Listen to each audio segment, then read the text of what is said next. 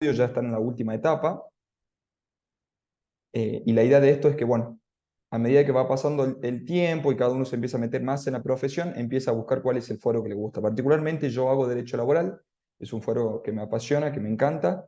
Al que le guste, le va a resultar más fácil, al que no, preste atención, porque hay temas técnicos que son muy importantes relacionados a esta materia. ¿Sí? Hay algunos temas que por el tiempo que tenemos de clase no se alcanza a desarrollar íntegramente, pero necesito que ustedes después hagan un repaso porque son muy importantes. Entre ellos yo les voy a ir mencionando cuáles son, ¿sí? Dicho esto, y sin más dilaciones, vamos a comenzar con la clase de hoy. Yo voy a pasar a compartirles la pantalla.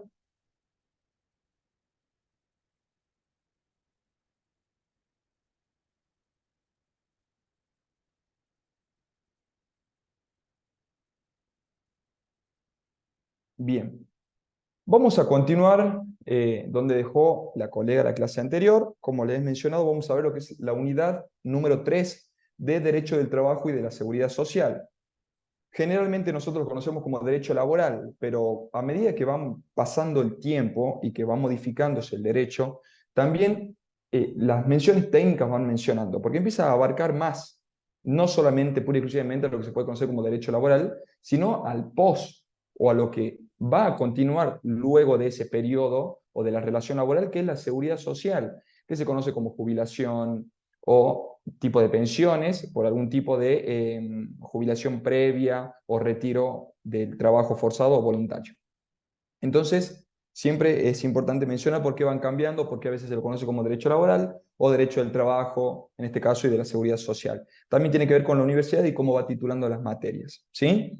Vamos a arrancar primero con lo que es la extinción del contrato de trabajo. Cuando nosotros nos remitimos a decir extinción del contrato de trabajo, creo que la gran mayoría o se nos presenta, en este caso, o se nos viene a la cabeza, que es la finalización del vínculo laboral que hay entre un empleador y un empleado o entre estas dos partes.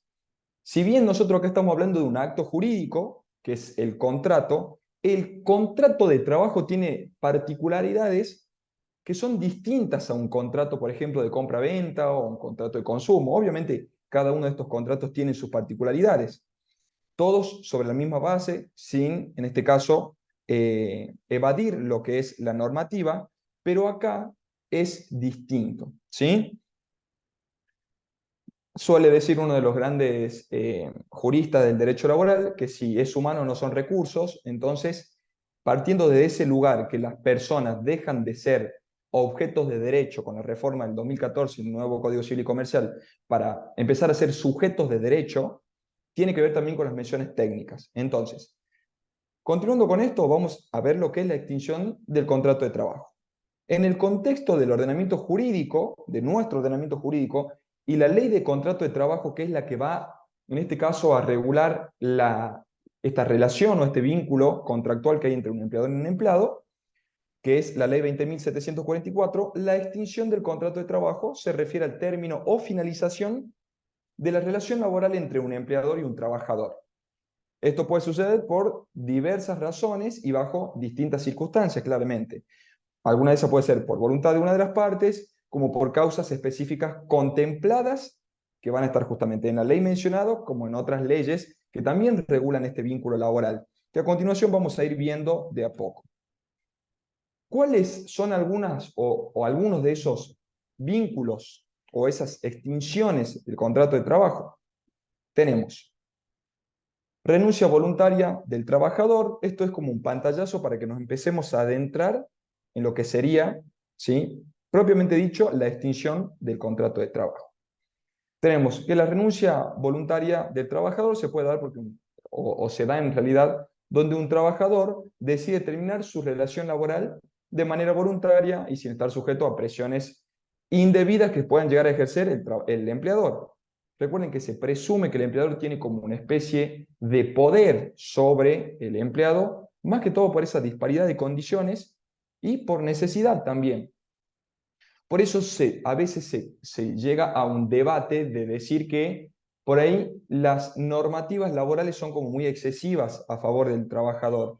Y lo que trata de hacer en este caso nuestro ordenamiento jurídico es tratar de nivelar esa desproporción que hay entre un empleador y un empleado. Tenemos el despido, que un despido ocurre cuando el empleador decide poner fin a la relación laboral con el trabajador de manera unilateral. O sea, es una facultad que va a tener en este caso el empleador para extinguir la relación laboral. Hablando en términos general de lo que es despido, ¿sí? Después tenemos la finalización del plazo del contrato término, que es un contrato plazo fijo, que esto quiere decir que se da dentro de los tipos de contrato de contratación cuando se pacta con inicio de una fecha y concluye con la finalización de ese contrato o de ese contrato que se está celebrando. Luego tenemos la jubilación, que es luego de haber cumplido con los aportes necesarios para poder hacer un retiro, donde ya nuestro ordenamiento jurídico nos otorga, por así decir, la libertad de tener que prestar servicios, pero como devolución nos da los saberes que vamos a tener que seguir percibiendo. Puede darse también, por ejemplo, a través de la muerte del trabajador, porque obviamente cuando fallece una de las partes en una relación contractual, se va a extinguir el contrato de trabajo. Mutuo acuerdo, que es otro tipo de extinción laboral o de contrato, una extinción de contractual laboral, que es cuando el empleador y el empleado, a través de común acuerdo, deciden que lo mejor para ambos es finalizar con la relación laboral. Luego tenemos causas objetivas que pueden darse, por ejemplo, cuando el empleador no puede continuar brindando, en este caso, empleo, ya puede ser por quiebra o por razones de fuerza mayor, etc.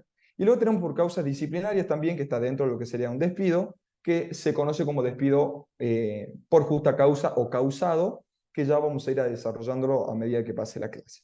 ¿Sí? Continuando con esto, vamos a arrancar a ver, propiamente dicho, lo que está dentro del despido, tanto con causa como incausado. Nosotros, chicos, respecto a lo que es el despido, lo vamos a continuar viendo en la próxima filmina. Pero previo a eso, vamos a ver lo que es el preaviso. ¿Por qué? Porque el preaviso es una etapa propiamente dicha, y valga la redundancia, previa a la extinción del contrato, que es un requisito que se debe cumplir, que luego del despido también tiene efectos, pero previo vamos a ver a lo que se refiere. Decimos que el preaviso es el plazo de tiempo que una de las partes, tanto el empleador o el trabajador, debe notificar con antelación a la fecha en que se producirá la extinción del contrato de trabajo. El propósito es brindar a la otra parte la posibilidad de prepararse para el cese de la relación laboral. Si es el empleador quien va a notificar o va a preavisar, es para que el empleado pueda ir buscando otro tipo de trabajo para no quedar sin trabajo, o en este caso el empleado que va a preavisar para que no quede vacía o sin personal, justamente cumpliendo la función que cumplía el empleado. El preaviso, como varios de los rubros que vamos a ir viendo, está regulado en la Ley de Contrato de Trabajo, en su artículo 231 y los siguientes, que es donde van a empezar a mencionar las indemnizaciones en caso de que no se preavise, que ahora lo pasamos a ver.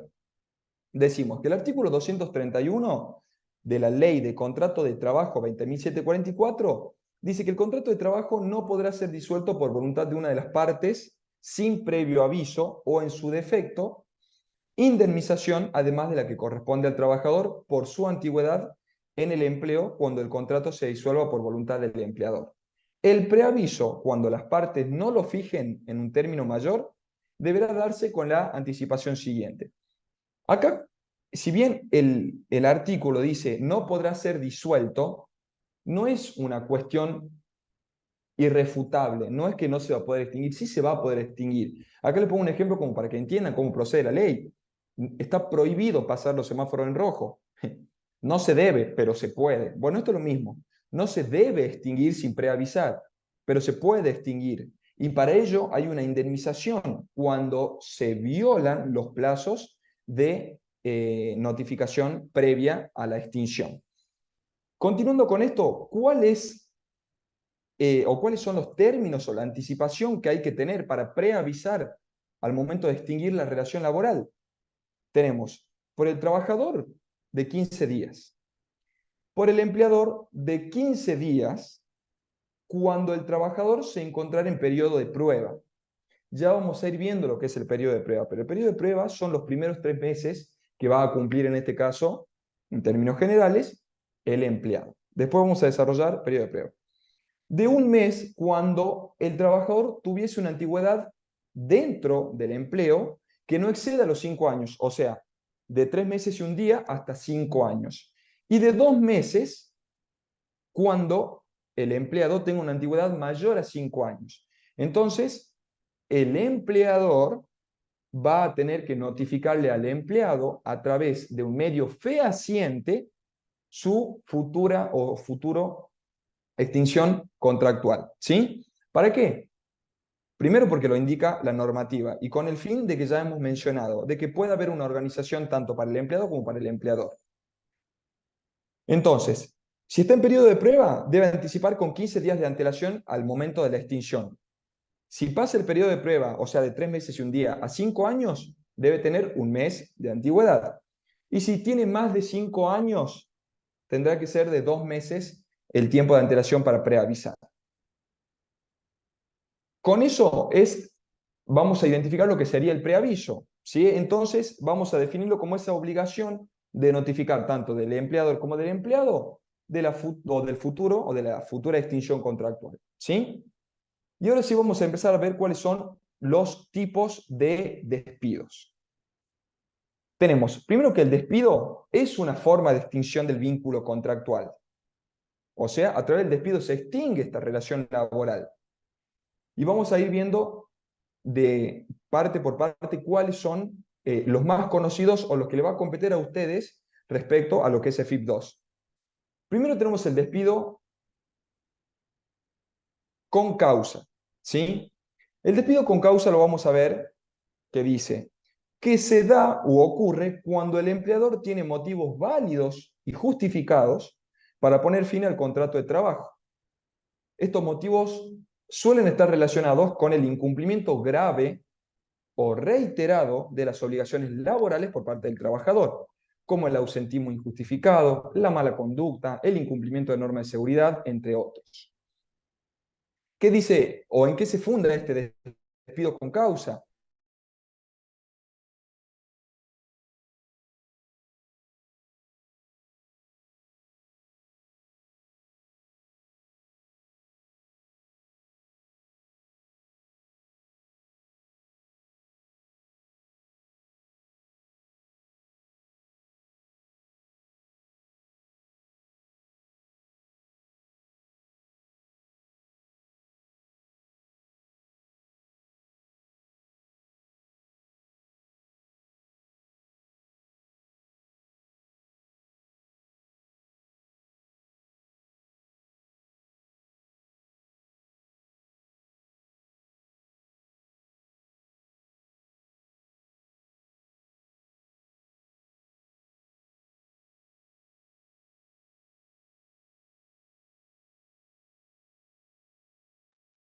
Chicos, el profesor tuvo un problema con el internet, ahí se está volviendo a conectar.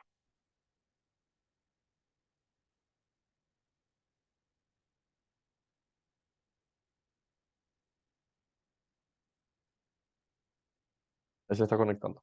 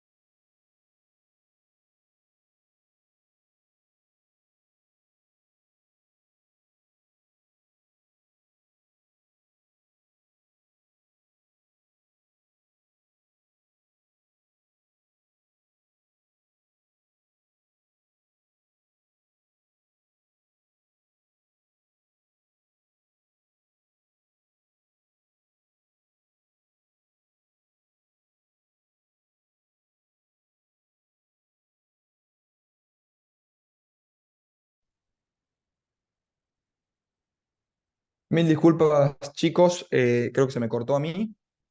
Vamos a continuar con la clase. Un pequeño error técnico. Bien, continuamos entonces. Haciendo una recapitulación, como estábamos mencionando, que el despido con causa se va a dar cuando hay un motivo grave para que se produzca justamente esta extinción contractual. Vamos a hacer un parate acá y le explico por qué. El despido con causa, chicos, en nuestro ordenamiento jurídico es un concepto o un accionar que tiene que estar debidamente fundamentado, eh, con cuestiones que van a constituir esta falta o injuria grave, como lo menciona el artículo 242, cuando dice justa causa. Y hay que tener muy en cuenta que esa justa causa va a estar sumamente y estrechamente relacionado con el contexto y el tipo de empleo, ¿sí?, que esté desarrollando. ¿Por qué? Porque la injuria grave va a ir variando dependiendo la actividad que desarrolle el empleador como el empleado. Hay un caso famosísimo que es en la chocolatería Felford, que había un operario que tenía 18 años de antigüedad. Este operario era una persona que se dedicaba a hacer producción de chocolates y un día decide sacar 2 barras de chocolate, 2 barras de este tamaño, y se lo mete en el bolsillo para llevársela. O sea, estaba robando chocolate. En el cacheo que le hacían a los empleados al momento de la finalización de la jornada, se descubren que este empleado estaba llevándose 2 barras de chocolate. Entonces, obviamente lo despiden con justa causa. Cuando van a juicio, obviamente, atraviesan todas las etapas, primera instancia, Cámara de Apelaciones, llegan a corte. ¿Qué es lo que suele pasar con esto? El empleado apelaba la decisión del despido con causa porque decía que era desproporcionada la sanción con la que en este caso habían utilizado en realidad para producir el despido con causa. Recuerden que, después ya lo vamos a ver, pero el despido con causa exime al empleador de tener que indemnizarlo debidamente al empleado. Y ahí, en un fallo muy objetivo, el juez, que ahora no me acuerdo el nombre, dijo que si era por él, no importa si hubiera robado un botón, que en este caso la violación a los principios que imperan en un contrato de trabajo eran motivos suficientes para que constituya una injuria grave y pérdida de confianza. Entonces, se puede ser, en este caso, una cuestión que para algunos puede ser mínima, que no es proporcionada a la sanción, pero que va a atentar contra los principios fundamentales de la relación contractual laboral.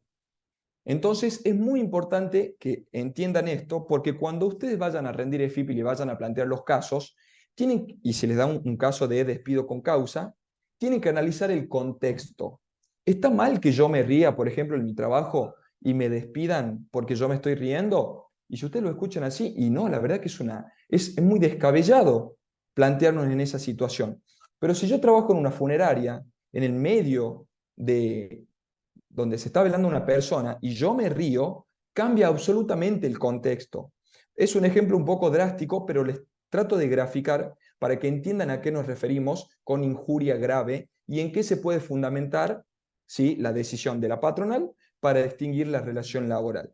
Entonces, esto está muy atado, primero, al contexto de la actividad que van a estar desarrollando el empleador como el empleado, y a las violaciones que se vayan a hacer sobre los principios que imperan en el contrato de trabajo, principio de buena fe, de razonabilidad, de continuidad laboral, ¿sí? Entonces, cuando se ven vulnerados esos principios y con pruebas fehacientes que se pueda comprobar que se atenta contra ello, puede constituir o configurar una injuria grave, la cual va a facultar al empleador para extinguir la relación laboral, ¿sí? Continuamos. Luego tenemos el despido sin causa. El despido sin causa es, por así decir, la mayor protección que suelen tener los trabajadores. El despido sin causa se va a producir cuando, por mera facultad y voluntad del empleador, decida extinguir la relación laboral. O sea, voy a despedir al empleado por una cuestión propia y exclusiva del empleador. Yo decido que Juancito no trabaje más para mi empresa. ¿Qué es el despido sin causa? Se refiere a la terminación del contrato de trabajo por parte del empleador sin la existencia de motivos justificados o causales. Como hemos mencionado, mencionamos en realidad un despido con causa tiene que estar fundamentado. El despido sin causa va a carecer en este caso o no va a hacer falta que exista un motivo de justificación para que se extinga la relación. Es una propia facultad del empleador. En este caso el empleador está obligado, y acá aparecen las obligaciones. Vos tenés la facultad como empleador de despedir. Totalmente, nadie te lo va a negar. Pero esa facultad viene atado a obligaciones y responsabilidades que tenés como empleador al momento de la extinción contractual sin fundar una justa causa. Y ahí empiezan los rubros indemnizatorios. El primer rubro que a nosotros se nos viene a la cabeza cuando se produce un despido sin causa es la indemnización por antigüedad o propiamente dicho por despido. Y empezamos con el articulado de los rubros, en este caso, de un despido sin causa. El primero que se le va a venir a la cabeza y que nunca se van a olvidar es el artículo 245 de la ley 20.744 de la ley de contrato de trabajo. ¿Qué dice el artículo 245? Tiene muchísima información y lo vamos a ir leyendo como para que se pueda interpretar, ¿sí? Decimos que en los casos de despido dispuesto por el empleador sin justa causa, habiendo o no mediado preaviso, miren cómo se empiezan a contradecir un poco las normas. En el preaviso dice que no se va a poder, en este caso, extinguir la relación contractual sin preavisar. Obviamente, posterior a eso, indica una multa en caso de que no se preavise. Pero acá dice, habiendo o no mediado preaviso, este deberá abonar al trabajador una indemnización equivalente a un mes de sueldo por cada año de servicio o fracción mayor a 3 meses. Y acá tenemos la primera información del artículo 245. ¿Qué quiere decir? Juancito trabaja en la empresa y él tiene 3 años al momento del despido. El despido va a proceder. Primero, esto lo van a anotar si ustedes están tomando notas, pero es fundamental porque es una pregunta que suelen hacer en el EFIP, que dicen, chicos, ¿cómo se produce el despido? Y una persona, o en este caso una persona que es el empleador, ya sea jurídica o humana, le dice al empleado que va a rescindir, en este caso, el contrato, o que va a prescindir su servicio. Y dice, sí, está perfecto, pero ¿cómo se comunica? Le manda un mensaje, lo llama por teléfono, le deja una nota en el escritorio. No. Las notificaciones dentro de un contrato de trabajo deben tener el carácter de fehacientes y tienen que estar normadas. O sea, lo que nos indica a nosotros primero nuestro ordenamiento jurídico y la ley de contrato de trabajo para que se constituya como una notificación fehaciente. ¿Y cómo va a ser esa notificación? Vamos a tener, el empleador va a comunicar al empleado con carta documento.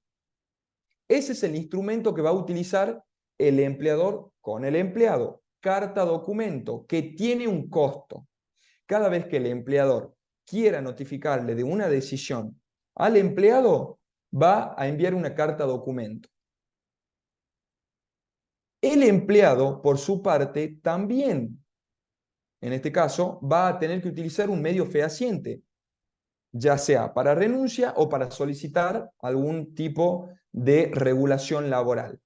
Y el instrumento que va a utilizar el empleado para el empleador es el telegrama laboral, que es de carácter gratuito, o sea, puede enviarlo todas las veces que quiera, 2 telegramas por día.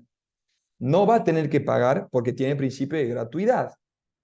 Entonces, cuando se notifica tanto la extinción de la relación laboral o la renuncia, siempre debe hacerse por medio fehaciente. Y esto no te lo con rojo, le ponen un fibrón del color que más resalte. No existe el despido verbal, no existe la renuncia verbal, no existe el despido por teléfono, no existe la renuncia por teléfono, ni por una notita, ni porque yo le dije, no, no existe. Para extinguir la relación laboral o para hacer una solicitud, debe hacerse por medio fehaciente, chicos. Es una pregunta de examen y anótenlo, por favor. ¿Sí? Continuando con lo que dice el artículo 245, como estábamos mencionando, Juancito tiene 3 años de antigüedad en su trabajo. Entonces el empleador decide notificar a Juancito de que va a prescindir de los servicios. Entonces, lo primero que hace Juancito es llega a su estudio jurídico y le dice, doctor o doctora, me ha despedido mi empleador y yo tengo 3 años de antigüedad. Y acorde a lo que dice el artículo 245, dice que le va a corresponder un mes de sueldo por cada año de antigüedad. Entonces, si tenemos 3 años de antigüedad, solamente por el artículo 245 le va a corresponder un sueldo, 2 sueldos, 3 sueldos. ¿Sí? Pero no continúa con eso, porque dice o fracción mayor a 3 meses. ¿Qué quiere decir? Supongamos que Juancito no tenía 3 años de antigüedad, tenía 3 años y 4 meses. Como dice o fracción mayor a 3 meses, le va a corresponder un sueldo por un año, 2 sueldos por 2 años, 3 sueldos por 3 años, y la fracción que es mayor a 3 meses, porque tiene 4 meses de antigüedad más, van a ser 4 sueldos. ¿Se entiende? Entonces, un sueldo por cada año de antigüedad o fracción mayor a 3 meses. Si Juancito tuviera 3 años de antigüedad y 2 meses, tendría 3 sueldos. ¿Por qué? Porque no supera la fracción restante los 3 meses. ¿Sí? Bien, ese es el primer detalle que tenemos que retirar del artículo 245. Continuamos con el otro. ¿Qué dice? Tomando como base la mejor remuneración mensual, normal y habitual devengada durante el último año o durante el tiempo de prestación de servicios, si este fuera menor. Y acá es otra información sumamente importante, porque nosotros decimos, bueno, pero ¿cuál va a ser el sueldo que se va a basar mi empleador para otorgarme por la antigüedad? ¿Va a ser el mejor sueldo? Supongamos que yo soy vendedor de una cadena comercial. Los vendedores suelen tener un sueldo básico que se complementa con un mes de comisiones. Ahora, todos sabemos que en el mes del padre o en Navidad esas comisiones incrementan muchísimo. ¿Por qué? Porque hay un mayor consumo de la sociedad. Ahora, yo tengo un año de sueldo. En julio, supongamos el Día del Padre, octubre el Día de la Madre y en diciembre, que es Navidad, mi sueldo pasa a duplicarse. Entonces, yo como empleado le voy a decir a mi empleador que me liquide el sueldo ese, el mejor. ¿Está bien? No, no está bien. O puede estar bien, y ahora vamos a ver por qué. Porque el artículo 245 dice, tomando como base la mejor remuneración mensual. Listo. Vamos a ver cuál es la mejor remuneración. Supongamos que haya sido uno de esos meses, tanto. Pero dice normal y habitual. Y ahí le pone el tope a esos meses que suelen ser particulares, porque tiene que ser un sueldo habitual. Si yo he percibido en el último año 11 salarios de 100.000 pesos y en uno de esos meses percibo un salario de 500.000 pesos, ese mes no va a coincidir con lo que indica el artículo 245 que dice mejor remuneración mensual, en ese término sí, pero ¿es normal y habitual? No, no es normal y habitual, porque lo habitual eran 100.000 pesos y lo normal era 100.000 pesos. Entonces vamos a tomar esa remuneración.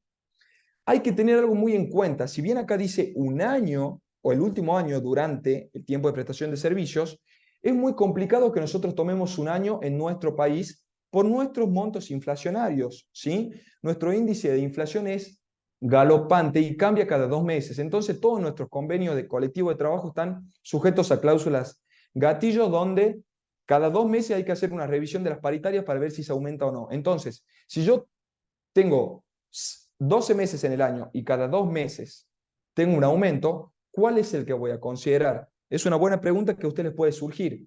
Yo se las voy a aclarar. No vamos a tomar el último año, vamos a tomar los últimos 6 meses. Los últimos 6 meses, de ahí va a surgir el mejor o la mejor remuneración mensual, normal y habitual, de los últimos 6 meses. Si yo, supongamos que estos 6 meses partan a partir de enero, Enero, febrero cobro 100.000 pesos. Marzo y abril cobro 120. Y mayo y junio cobro 140. ¿Cuál va a ser la mejor remuneración normal y habitual? Mayo y junio, porque tenemos igualdad en este caso de proporción y la mejor remuneración son los últimos 2 meses. Y obviamente está sujeto a una actualización de las paritarias. Entonces ahí recién vamos a tomar. Ahora, si yo tengo de enero a mayo 100.000 pesos y en junio me aumentan el sueldo y me despiden en junio o en julio, y no, chicos, la mejor remuneración normal y habitual van a ser las de enero a mayo, que son 5 meses, que se repite el mismo sueldo. ¿Se entiende? Entonces, hay que tener en cuenta eso para ver cuál va a ser el índice que va a tomar el empleador para hacer la liquidación del artículo 245. Continuando con esto, después entramos a lo que sería el tope indemnizatorio, que ya lo vamos a ver un poquito más adelante. Entonces, un despido sin causa va a proceder primero lo que sería el artículo 245 para determinar cuánto le corresponde al empleado por antigüedad. Vamos a ver qué pasa con el preaviso. Bien, como hemos mencionado, ya saben que si se le notificó, en este caso, al empleado de la extinción contractual con un mes de antigüedad y él tenía menos de 5 años, no va a corresponder indemnización. Si él tenía menos de 5 años y no le notifican, y hoy ustedes se presentan a trabajar, por ejemplo, hoy Juancito va a su trabajo y le dicen, Juancito, toma, ahí tenés la carta de documento, estás despedido. Bien, no hubo preaviso, entonces le va a corresponder a la patronal, sumando el rubro del artículo 245 de antigüedad, un mes de salario porque no superaban los 5 años. Ahora, si Juancito superaba los 5 años de antigüedad, le va a corresponder 2 salarios. ¿Y cuáles son los salarios? En la remuneración mensual normal y habitual. La mejor remuneración mensual normal y habitual. Con los mismos términos que hemos hablado anteriormente. ¿Sí?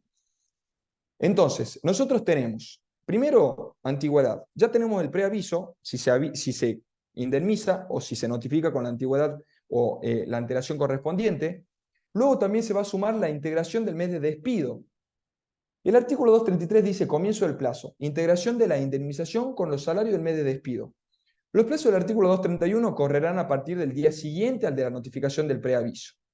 Cuando la extinción del contrato de trabajo dispuesta por el empleador se produzca sin previo aviso, ojo, sin previo aviso, y en fecha que no coincida con el último día del mes, la indemnización sustitutiva debida al trabajador se integrará, con una suma igual a los salarios por los días faltantes hasta el último día del mes en el que se produjera el despido. La integración del mes de despido no procederá cuando la extinción se produzca durante el periodo de prueba establecido en el artículo 92 bis, que luego lo vamos a ver. ¿Qué quiere decir esto, chicos? El mes de integración o la indemnización por mes de integración va a corresponder de la siguiente manera. Supongamos que a Juancito lo despiden el 15 del mes. Dentro, sumando a la indemnización por el preaviso, en caso de que no se haya preavisado, por la antigüedad, acorde al artículo 245, le va a tener que liquidar el empleador al empleado los días trabajados desde el primero del mes hasta el día que se produjo la extinción contractual, que hemos mencionado como a modo ejemplificativo el día 15. Pero lo que viene a indemnizar esta integración del mes de despido son los días que quedan desde que se produce la extinción hasta que finaliza ese mes. Supongamos que a Juancito lo despiden el 15 de junio. El empleador le va a liquidar los días trabajados hasta el 15 y también le va a liquidar a través de este rubro de la integración del mes de despido del 15 al 30. Entonces, ¿cómo se va a computar? Como un mes o como en un salario más. ¿Sí? ¿Por qué? Porque tengo 15 días por los servicios prestados y 15 días por el mes de integración. Entonces constituye un salario más. ¿Sí? Espero que vayan entendiendo, porque por ahí puede generar una complicación, pero es simple. Lo que viene o cómo viene a intervenir esta integración del medio de despido es completar los días desde que se produjo el despido, si no fue en el último día del mes, como menciona el artículo 233. Entonces ya tenemos antigüedad como uno de los rubros para indemnizatorio en realidad, con un despido sin causa. Tenemos el preaviso con los salarios sustitutivos en caso de que no se preavise con la antelación correspondiente. Los días trabajados hasta la fecha de la extinción, si no coincide con el último mes, va a continuarse con lo que sería la integración o el mes de integración. Bien, sumado a esos chicos, vamos a continuar con lo que sería otros rubros más que van a proceder, que va a ser el SAC, el sueldo anual complementario. ¿Qué es el sueldo anual complementario? Algunos lo pueden conocer por este nombre, otros no. Pero con este nombre que lo voy a decir, creo que la gran mayoría lo conoce, que es el famoso aguinaldo. El sueldo anual complementario es un sueldo más que se le va a otorgar de manera gratificatoria al empleado dividido en dos pagos. O sea, si a ustedes les preguntan, compañero, ¿cuántos salarios percibe el empleado en todo un año? Y lo lógico es que ustedes digan son 12 meses, 12 salarios. Sí, pero no. ¿Por qué? Porque en realidad percibe 13 salarios, uno por cada mes y el sueldo anual complementario que vendría a ser el 13º sueldo, que se va a pagar en dos partes. ¿Cómo se paga el aguinaldo? Uno, en la mitad del año tenemos enero, febrero, marzo, abril, mayo, en junio. En junio corresponde el primer aguinaldo, o sea, la primera mitad del sueldo anual complementario. Y en diciembre, que tenemos julio, agosto, septiembre, octubre, noviembre y diciembre, la segunda mitad del sueldo anual complementario. ¿Sí?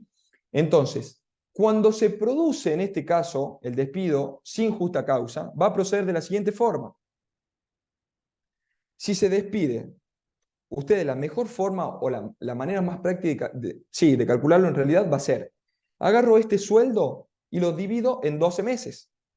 Entonces yo voy a tener una proporción de cuánto corresponde por cada mes.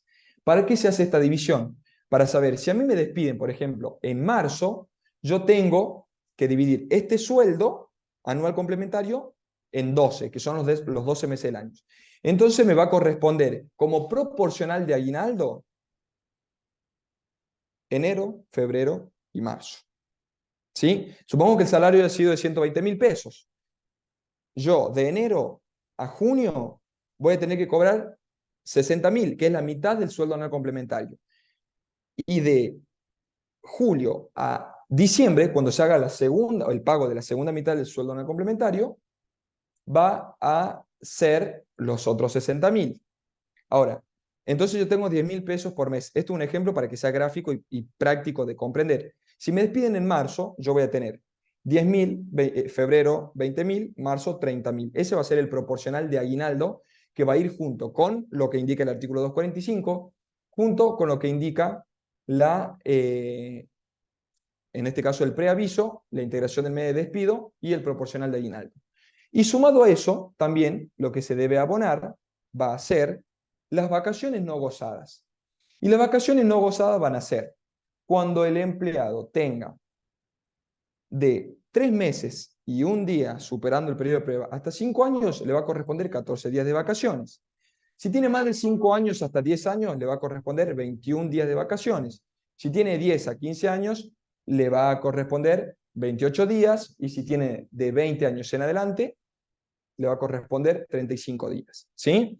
Así proceden las vacaciones, que es otro rubro que se va a deber indemnizar al momento de la extinción por un despido sin justa causa. ¿Sí? Bien, vamos a continuar. ¿Venimos todo bien, Bruno?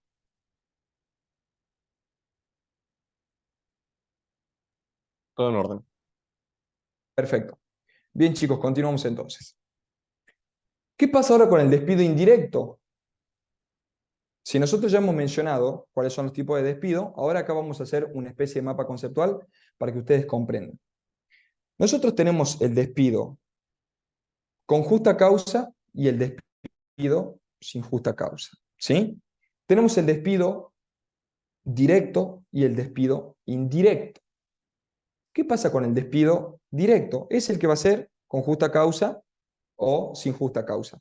Y el indirecto se va a dar cuando la falta o las violaciones a las normativas o a lo que indica en realidad la ley de contrato de trabajo se produzca por alguna de las partes, va a forzar en este caso al empleado a situarse en relación de despido. ¿Qué quiere decir? Si el empleador incumple con sus obligaciones contractuales, el trabajador tiene derecho a considerar que el contrato se encuentra resuelto debido a esa situación. Esto se conoce como despido indirecto o resolución por incumplimiento del empleador. En ese caso, el trabajador va a reclamar indemnizaciones por despido. Y acá vamos a hacer un parate. Si ustedes hacen un contrato, yo los voy a comparar para que ustedes vean cómo va a proceder en este caso el incumplimiento contractual. Si nosotros tenemos un contrato de locación, yo soy propietario y hay un inquilino y alguno de los dos incumple y vamos a resolver el contrato. Si el inquilino no paga, en este caso el precio en dinero por uso y goce de la propiedad, el propietario no tiene por qué estar sufriendo ese daño, entonces va a resolver el contrato responsabilizando, en este caso, al inquilino por daños y perjuicios y por incumplimiento contractual. Si yo soy inquilino y el empleador no cumple con sus prestaciones como, no el empleador, perdón, el propietario no cumple sus prestaciones como propietario, también voy a tener la facultad de extinguir la relación contractual porque no estoy yo, en este caso, obligado a soportar el incumplimiento y los daños que vaya a ocasionar el incumplimiento de una de las partes. Y esto es un principio no del contrato de trabajo en sí, sino de los contratos y el principio, o en los contratos más que todo, de tipos bilateral o los contratos bilaterales. ¿Qué dice un contrato bilateral? Una de las partes no está obligada a cumplir si la otra no cumple o da garantía suficiente de que va a hacerlo. Entonces, remitiéndonos desde esa definición de un contrato bilateral, venimos a lo que es el despido indirecto, que prácticamente es el incumplimiento contractual de uno, en realidad de una de las partes, que va a ser el empleador.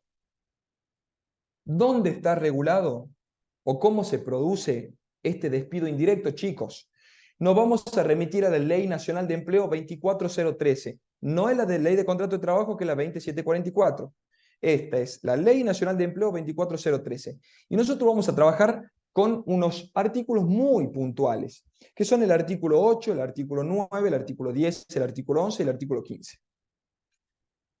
Cuando un empleado primero se va a situar como despido o despedido de manera indirecta, de la siguiente forma. Como ustedes saben, el empleador tiene muchísimas responsabilidades al momento de contratar a una persona. Cargas impositivas, registros, obviamente el pago de sueldo correspondiente a la categoría y a la función que cumple, haciendo que respete las jornadas que no vayan a violar la ley de contrato de trabajo, con los medios o medidas de seguridad correspondientes a la función que desarrolla, con los pagos correspondientes a la actividad que vaya a desarrollar, etcétera, etcétera, etcétera, etcétera. Cuando el empleador no cumpla con estos requisitos, va a haber una deficiencia contractual o propiamente dicha registral, que ustedes lo van a conocer generalmente como el famoso trabajo en negro. Cuando a ustedes, seguramente en una conversación de amigos o familiares, le dicen, vos está en negro, está en blanco, está en planta, está bajo libro, son términos que se utilizan para saber si una persona está correctamente registrada o no. En este caso, lo que es el despido indirecto procede de la siguiente forma.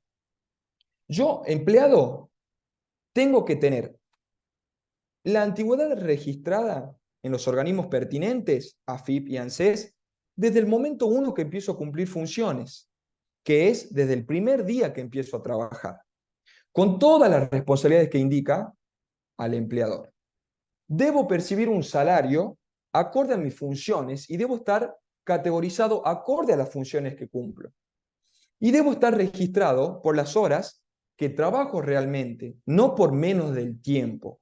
Y toda la remuneración que yo perciba como trabajador debe estar registrada en el recibo de sueldo, que es el comprobante que yo tengo de que el empleador está cumpliendo con sus cargas impositivas como empleador y que está haciendo los aportes necesarios para que yo tenga el resguardo correspondiente como trabajador. Entonces, supongamos que Juancito, pobre Juancito, tiene todos los problemas.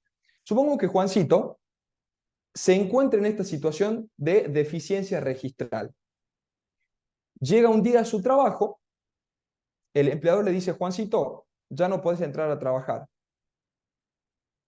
Recuerden, ¿está despedido? No. ¿Por qué? Porque no existe el despido verbal. Entonces, esto es para que ustedes lo vayan teniendo en cuenta. Llega Juancito y le entregan la carta de documento. Bien, Juancito está despedido. Pero ¿qué pasaba con Juancito? Juancito era vendedor y Juancito trabajaba 8 horas, ¿sí? Hacía jornada completa. Pero cuando Juancito le daban el recibo de sueldo, decía media jornada y que él estaba como mantenimiento. Juancito llega a su estudio jurídico, a cualquiera de ustedes que vaya a tener, y le va a decir: doctor, doctora, usted sabe que me despidieron. Ustedes lo que van a hacer es le van a pedir el recibo y van a decir: Juancito, ¿vos trabajabas 4 horas por día o media jornada? No, doctora, yo trabajaba 8 horas. Ah, ¿y vos hacías mantenimiento? ¿Esa era tu función? No, doctora, yo era vendedor. Ah, entonces vamos a ver el convenio colectivo de trabajo. El convenio colectivo de trabajo indica que a Juancito le corresponde 100.000 pesos por ser vendedor y trabajar 8 horas. Pero acorde a su recibo de sueldo, a Juancito le pagaban 40.000 pesos en blanco en el recibo de sueldo y otros 30.000 en negro. ¿Por qué? Le pagan 70.000 porque en el convenio colectivo de trabajo dice que a mantenimiento le corresponde eso. Entonces, Juancito estaba cumpliendo una función, trabajando una determinada hora y estaba registrado por otra función, menos tiempo del que cumplía y pagándole menos de lo que corresponde. Entonces, hay deficiencias registrales. ¿Qué dice la Ley Nacional de Empleo en estos artículos que he mencionado? El empleador que no registrara una relación laboral abonará al trabajador afectado una indemnización equivalente a una cuarta parte de las remuneraciones devengadas desde el comienzo de la vinculación, computadas a valores reajustados de acuerdo a la normativa vigente.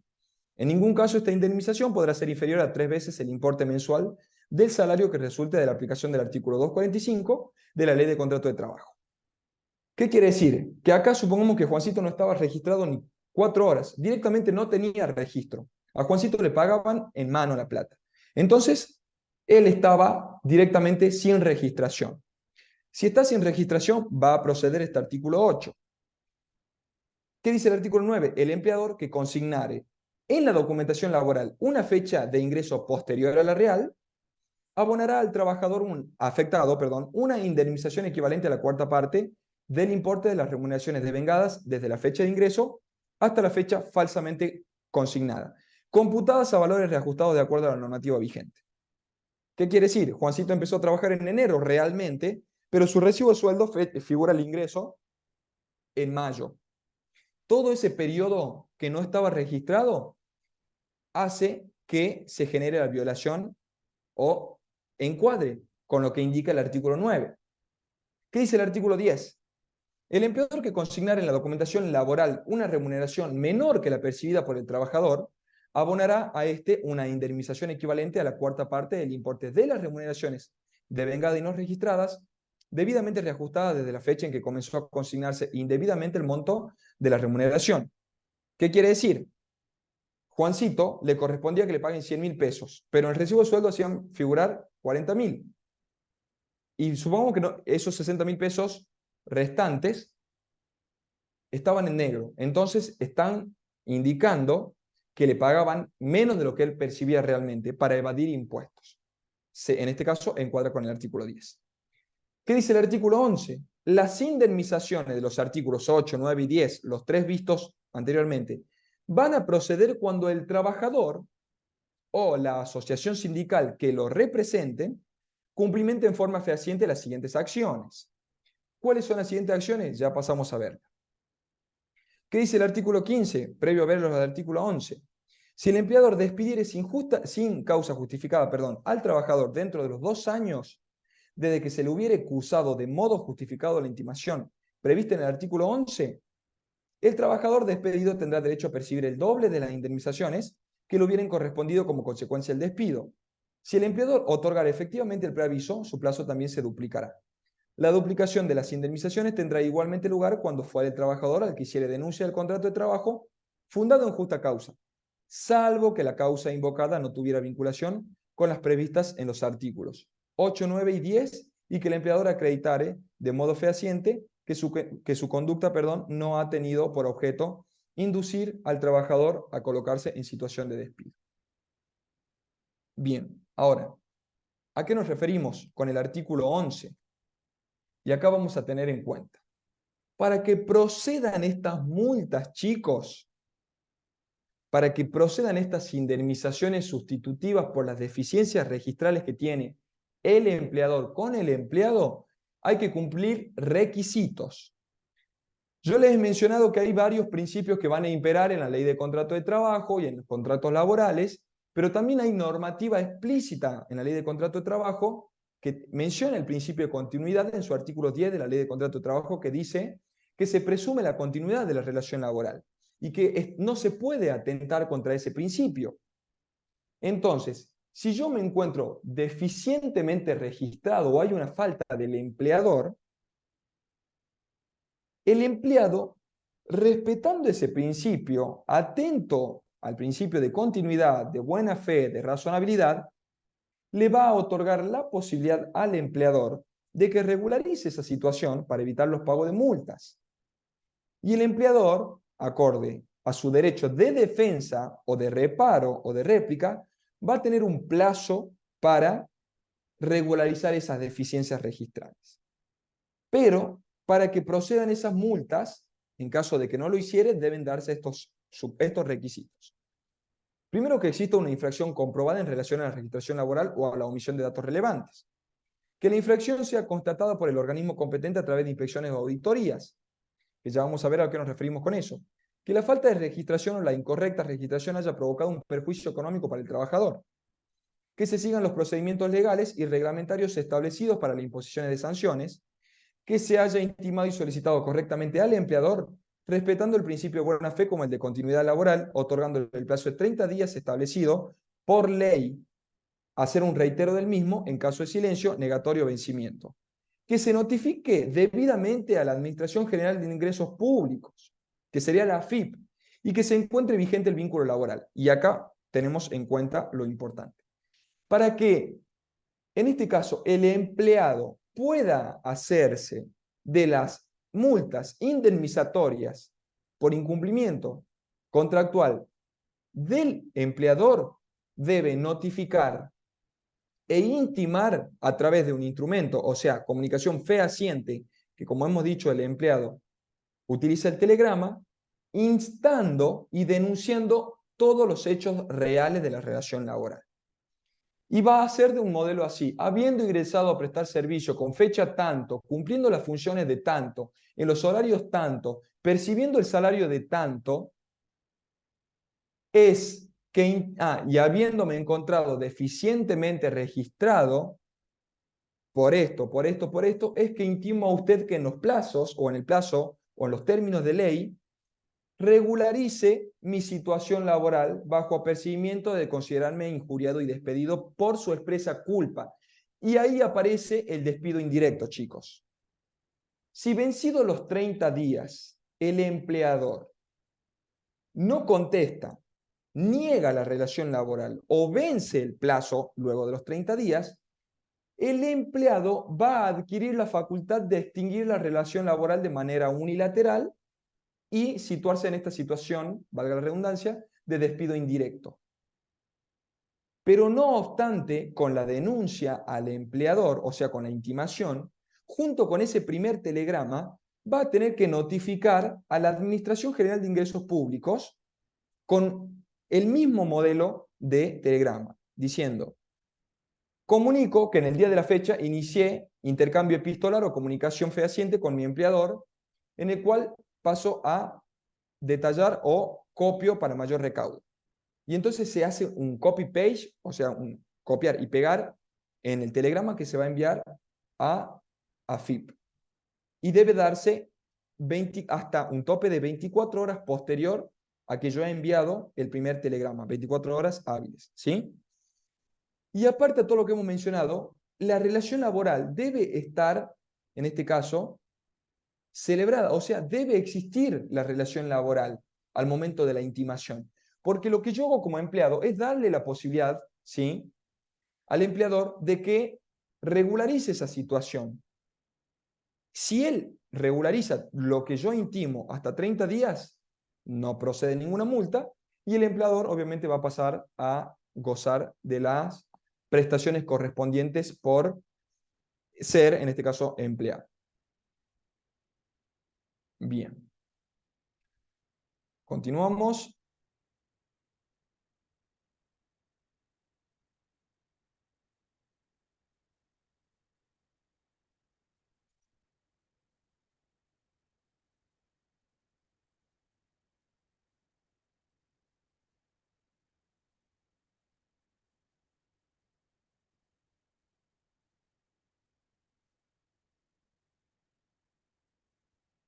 Bien, Bruno, ¿todo bien? Perfecto, acá está.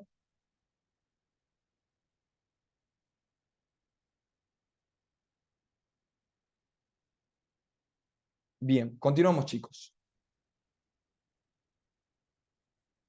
Acá está preguntando Elena si procede el artículo 1. Sí, sí procede, pero por lo pronto a lo que nosotros nos remitimos, que es el EFIP, no la menciona en esa normativa porque debe darse en otros supuestos, ¿sí? Pero generalmente lo que a ustedes les preguntan es que procedan de la forma que yo les he mencionado, ¿sí? Con esos requisitos.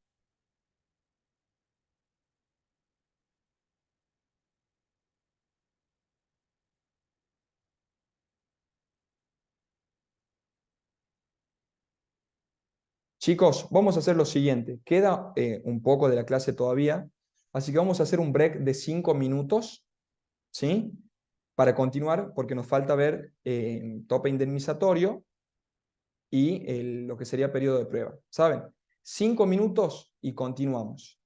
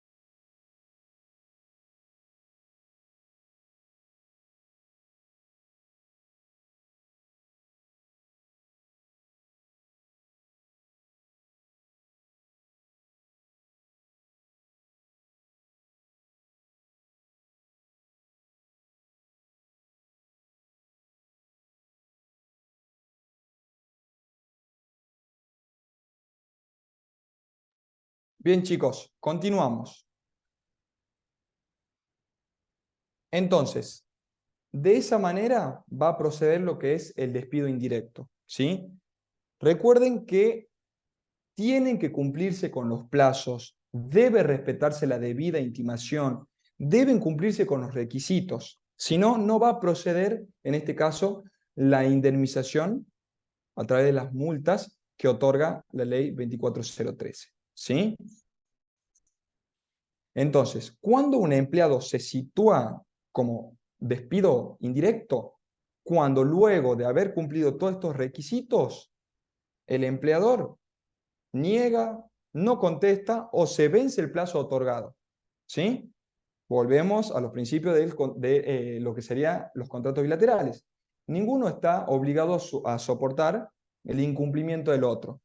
Y uno no tiene la obligación de cumplir hasta tanto el otro no dé garantías, en este caso, o garantías fehacientes o concretas de que va a cumplir o que ya cumplió.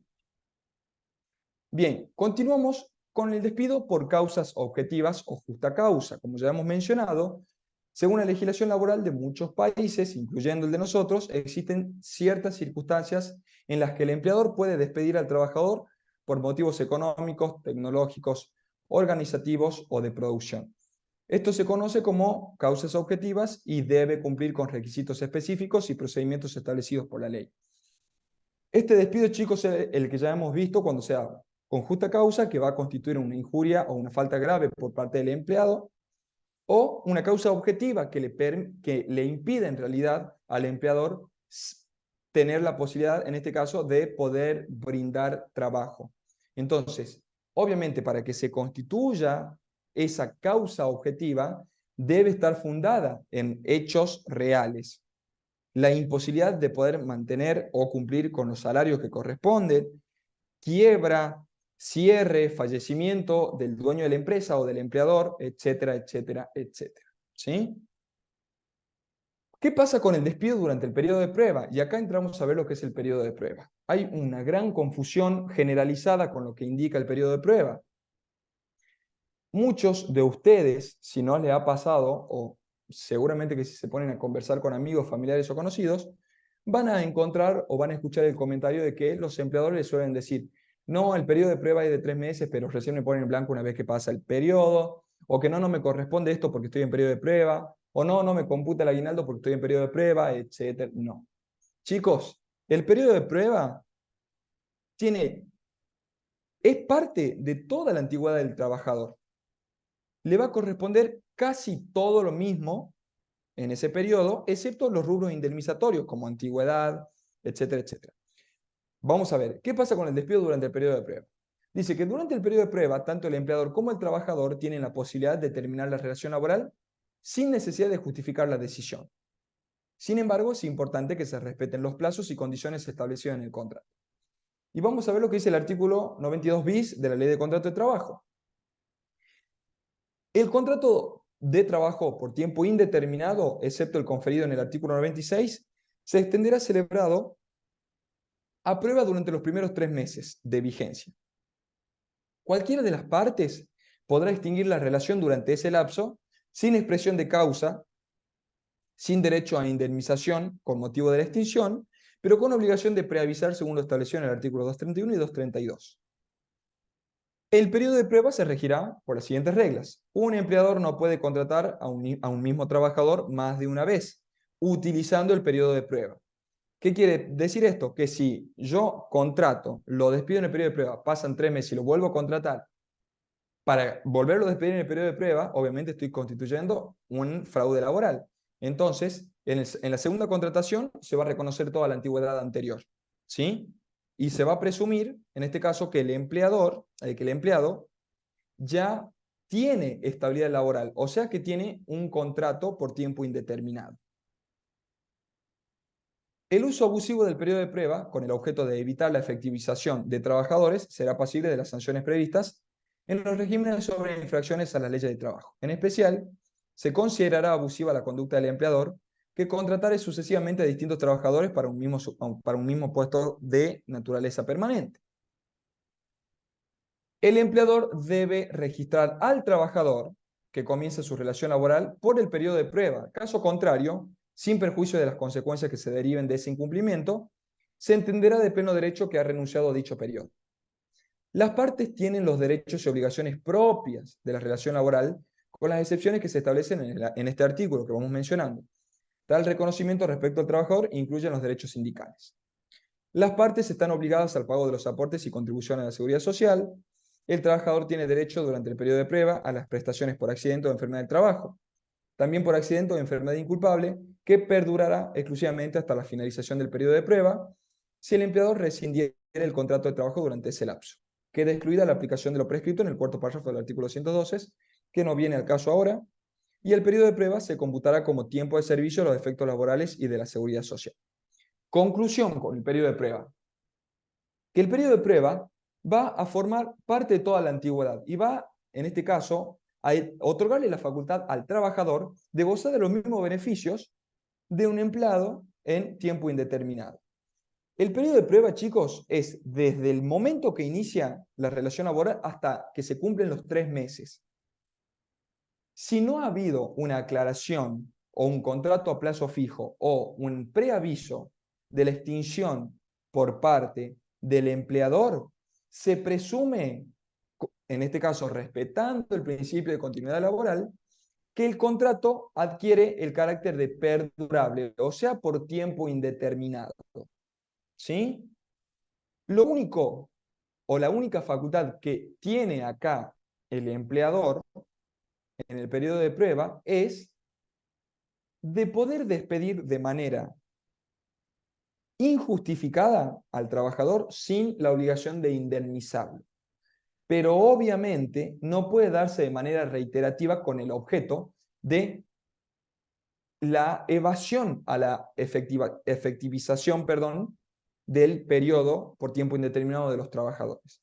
¿Qué quiere decir? Que si a mí me despide, por ejemplo, a los 2 meses y yo le inicio una demanda porque está utilizando este artículo que tiene la ley de contrato de trabajo para evitar tener que tener un empleado a tiempo indeterminado y yo constituyo esa habitualidad en la contratación y puedo demostrar lo que sería el fraude laboral o el fraude contractual, porque hay un montón de trabajadores antes a mí que han sido despedidos bajo la misma condición, puede en este caso salir una sanción por daño y perjuicio, una demanda contra el empleador. Bien, con eso, chicos, vamos a ir finalizando lo que era el despido dentro del periodo de prueba. Recuerden que el periodo de prueba es desde que se inicia la relación laboral hasta los 3 meses. Vamos a ver lo que es un tema muy importante y no quiero que acá se vuelvan locos, porque explicar el tope indemnizatorio, chicos, es muy complejo. Es muy complejo sin tener que dar cálculos matemáticos, porque se torna un poco incomprensible. El que ya lo entiende, lo felicito. El que no lo entienda va a tener que releer. Recuerden que la clase queda grabada y va a tener que leer la normativa. ¿Sí? Vamos a arrancar.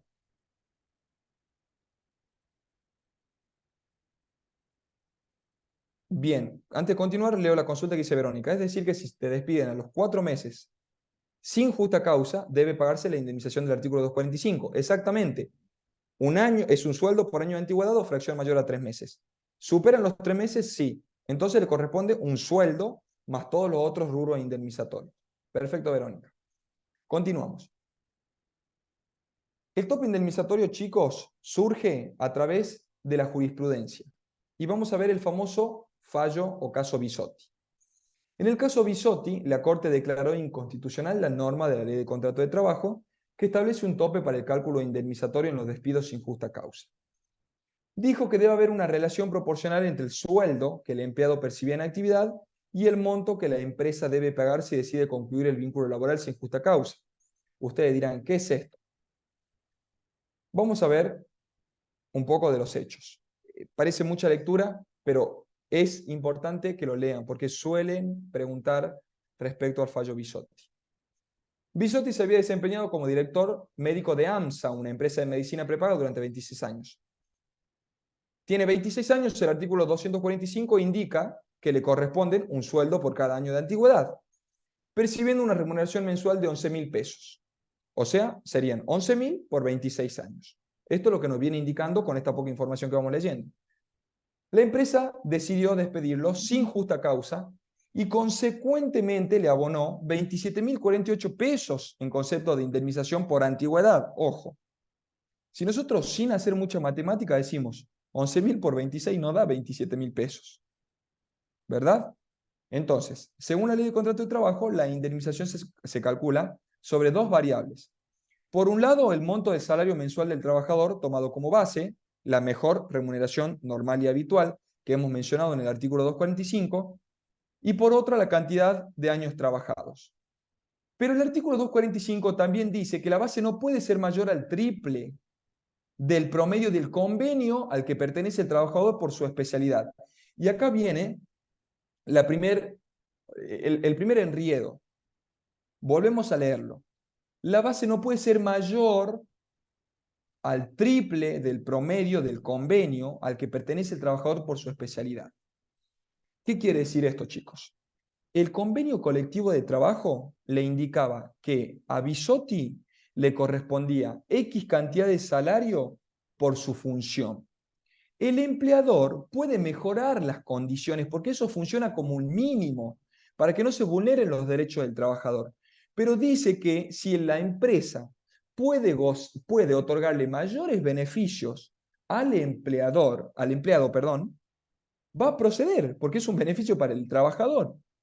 Entonces, ahí aparece el tope a esa indemnización. Si decimos que va a proceder el mejor sueldo o la mejor remuneración normal y habitual por los años trabajados, también dice que esa mejor remuneración no puede ser o no puede superar el triple que le corresponde, en este caso al trabajador, por lo que indica el convenio colectivo de trabajo por la función que cumple. Si bien es un poco embrolloso, continuamos para que lo sigan entendiendo. En el caso de Bisotti, a quien se le aplicó el convenio de sanidad, el convenio colectivo de trabajo de sanidad, decía que para su función le correspondía un sueldo de 1.038 pesos. El tope indemnizatorio se aplica cuando dice que se va a sacar la antigüedad siempre y cuando no supere 3 veces ese sueldo que indica el convenio colectivo. Entonces, ¿cuál es la base que toma para llegar a 27.048 pesos? AMSA multiplica 1.038 por 3. Ahí se da el tope. Pero lo que percibía, en este caso Bisotti, eran 11.000 pesos. Entonces le estaban confiscando casi el 70% de su salario. ¿Sí? ¿Qué quiere decir? Él percibía 11.000 pesos. Pero el tope del artículo 245 dice que la base en la cual se tiene que basar, valga la redundancia, la empresa era, haciendo un número redondo, 3.000 pesos. Entonces iba a multiplicar 3.000 por los años de antigüedad, no 11.000. Continuamos, dice, y no 11.000 como indicaba su sueldo.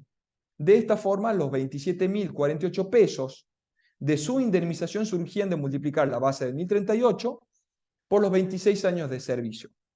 Disconforme, obviamente, Bisotti impugna ante la justicia la aplicación del tope para el cálculo indemnizatorio.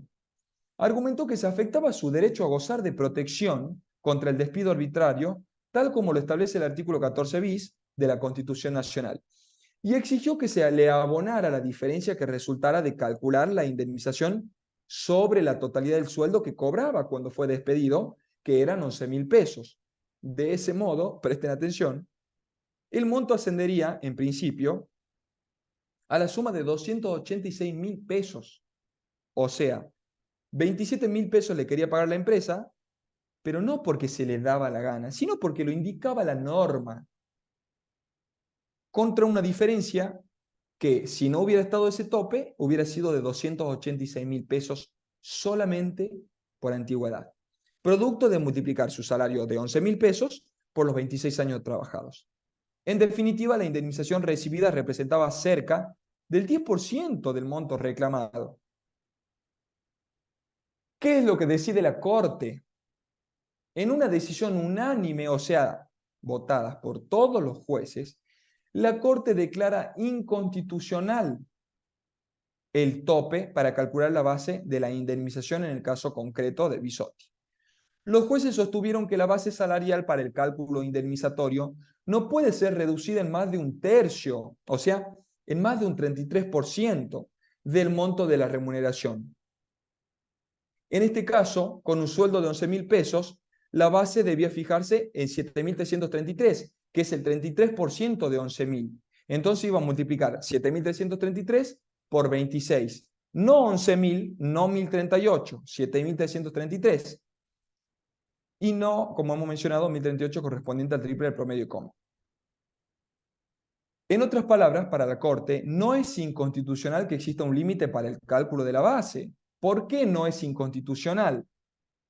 O sea, acá dice no hay lugar a la inconstitucionalidad. Lo que modifica es el tope. Ojo con esto. Acá lo que hace es la protección al empleador, pero también a lo que percibe el empleado. ¿Por qué? Porque el empleador lo único que hizo es mejorarle por 10 las condiciones laborales que le correspondían al trabajador. Pero lo único que genera con eso es un perjuicio a futuro al momento de un despido. Entonces, yo mejoro las condiciones de mi empleado, pero cuando yo quiera extinguir la relación, cumpliendo lo que indica la ley, me van a hacer, en este caso, un daño patrimonial o un menoscabo patrimonial impresionante. Entonces, como la ley no deja sin protección a ninguna de las dos partes, pone este tope indemnizatorio nuevo, vendría a ser que lo siente en jurisprudencia con la decisión unánime de la Corte.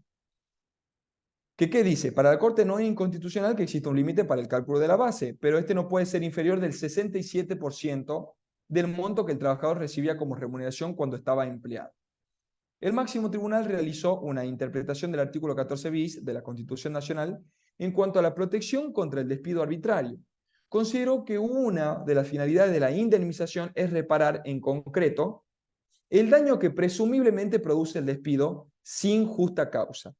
Por ello, establecer topes máximos podría desvirtuar este propósito reparatorio. En ese sentido, la Corte entendió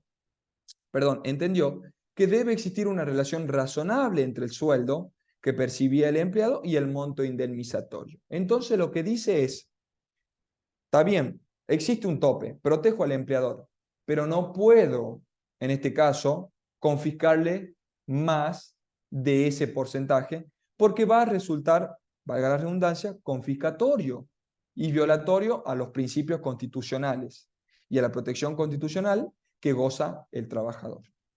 Espero que hayan entendido este tema, chicos. Por ahí se puede volver un poco engorroso. Si no lo entendieron, no se preocupen, porque muchos de nosotros no lo entendemos a la primera, ¿sí?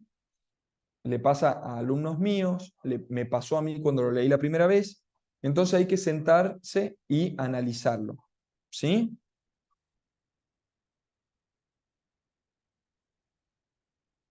Bien, continuamos. Con eso finalizamos con lo que sería el tope indemnizatorio. Vamos a ver lo que es la renuncia. Es otra forma de extinción del contrato o del vínculo contractual. La renuncia es una forma de extinción del contrato de trabajo en la que el trabajador decide de manera voluntaria poner fin a la relación laboral. No requiere una justificación específica, es una mera facultad y decisión, en este caso, del empleado, y debe ser libremente expresada por el trabajador. Es importante que tengan en cuenta que la renuncia sea libre de presiones indebidas por parte del empleador y que el trabajador le comunique de manera clara y por escrito, o sea, comunicación fehaciente, a través de telegrama.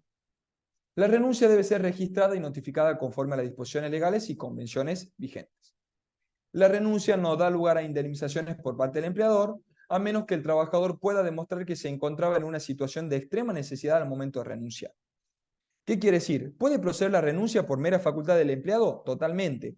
Pero esa renuncia no puede estar viciada o viciando la voluntad del trabajador bajo ningún punto, porque si no vamos a los vicios de la voluntad que se encuentran en los elementos internos de la voluntad, etcétera, etcétera. Entonces, debe ser una decisión propia y particular del trabajador, en el cual va a eximir la responsabilidad al empleador de tener que indemnizarlo. Lo único que va a percibir son los días trabajados hasta el mes, un porcentaje de vacaciones no gozadas, un porcentaje del sueldo no complementario y suficiente. ¿Sí? Esos son los rubros que le corresponde por renuncia al trabajador. Vamos con lo que sería el último tema, que es la extinción por mutuo acuerdo de las partes, que es otra forma de extinguir la relación contractual. ¿Y qué dice?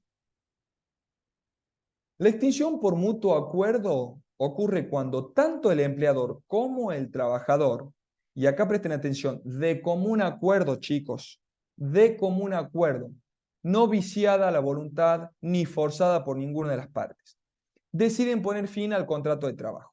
Ambas partes deben estar de acuerdo y expresar su voluntad de terminar la relación laboral.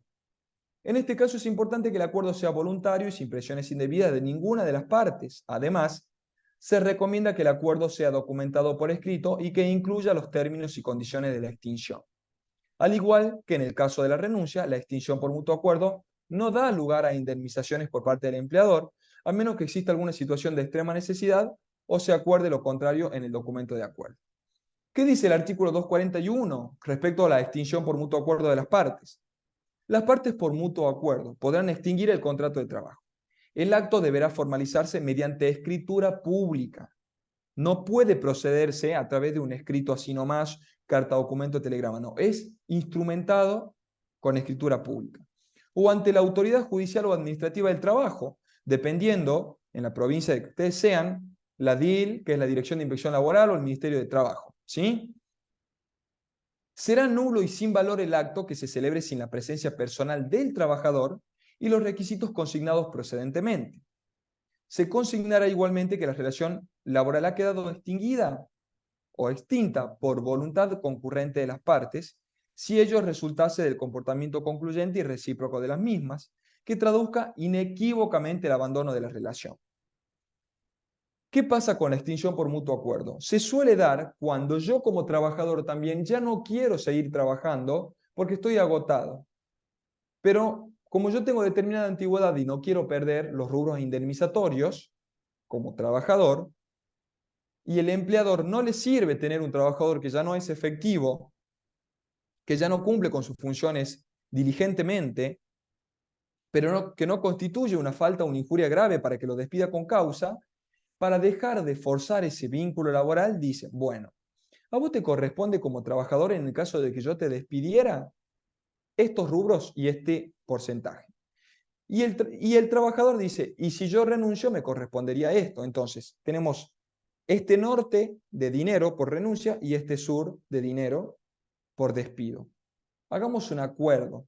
Vos me otorgás a modo de gratificación este monto de dinero y yo renuncio. Entonces, se ahorra un dinero el empleador y no continúa teniendo la carga de un trabajador que ya no es efectivo para la producción de la actividad que desarrolla, y el trabajador puede irse sin tener que estar obligado a la necesidad, percibiendo una suma que obviamente no va a ser la misma que si hubieras renunciado, ni tampoco va a ser la misma que si lo hubieran despedido.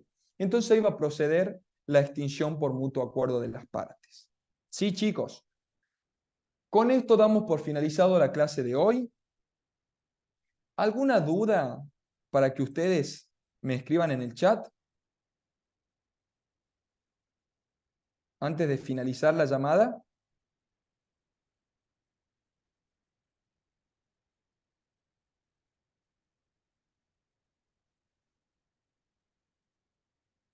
Chicos, el PDF respecto a lo que es el PowerPoint está en una carpeta que está en los links, en realidad en la descripción de los grupos, ¿sí?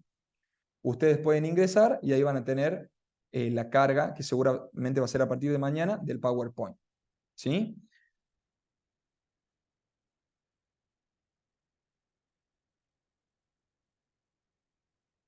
Bien, muchísimas gracias, chicos. Bueno, acá María pregunta cómo se puede demostrar que está viciado en el caso de renuncia. En caso de renuncia puede demostrarse luego a través de una demanda con testigos. ¿Sí? Es muy difícil probarlo a través de la escritura. Entonces después se puede iniciar una demanda testificando y aportando las pruebas suficientes para decir que se ha forzado a esa renuncia por presión del empleador. Si eso se prueba, obviamente va a constituir como despido injustificado, más las costas y daño punitivo que pueda llegar a surgir. Que ya es una cuestión un poco más técnica, que seguramente después la van a desarrollar ustedes, pero para lo que es el EFIP, no recomiendo que interioricen ahí porque es mucha información ya. Bien. Entonces, chicos, damos por finalizada la clase de hoy. Les agradezco muchísimo por el respeto, por la atención. Nos estaremos viendo seguramente en otra unidad y en otra materia. Muchísimos éxitos, ojalá aprueban todos y puedan ser futuros colegas próximamente. Un placer a ustedes y que tengan una excelente semana. Hasta luego.